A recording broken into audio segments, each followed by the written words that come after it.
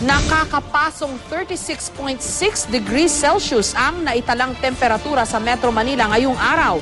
Yan ang pinakamataas sa Kamaynilaan ngayong taon. Sa iba't ibang bahagi ng Pilipinas, ilan na ang naiulat na nasawi matapos atakihin sa puso o hindi kaya sumpungin ang alta presyon dahil sa matinding init. May report si Steve Dailisan. Tagaktak ang pawis ng marami sa Metro Manila ngayong araw. Ayon sa Pag-asa, naitala ang 36.6 degrees Celsius na temperatura sa Kamaynilaan kaninang alas 4 ng hapon. Ito na ang bagong record high na temperatura sa Metro Manila ngayong taon. Pero kung mas mainit dito ang inyong pakiramdam, yan ay dahil nasa 42 degrees Celsius ang init factor o alinsangang naramdaman ng tao sa Kamaynilaan ngayong araw. Hanggang Mayo patatagal ang tag-init, kaya naman mahalagang bantayan ang kalusugan. Sa Lawag City, inatake sa puso ang public health nurse na si Elizabeth Sarandi.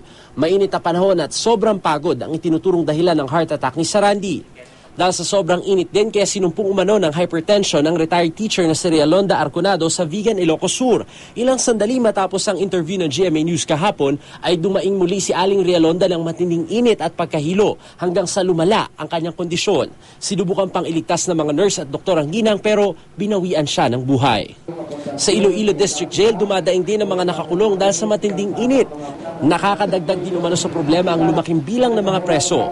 Ungka lang dira ang aton nga ideal capacity tani dira mga 300 lang. Okay. So ang ila jail population subong nagalabot almost 700. Ka problema ginatubang sa aton opisina yung kakulangan sa pundo. Ang mga pananim gaya ng mga maisan apektado na ng tumitinding init ng panahon sa Ligao City sa Albay. Labis ang panghihinayang ng ilang magsasaka dahil kung di man nabansot ay agad namang nasira ang maraming mais. Umaaray din sa maliit na kita ang mga may tanim na papaya sa Tagaloan, Misamis Oriental. Sa ganito rin kasing panahon, matagal mahinog ang mga papaya. Overheat naman ang kalaban ng mga sasakyan kapag tag-init, kaya payo ng mga eksperto, dapat lagi may tubig o coolant sa inyong sasakyan at walang leak ang radiator.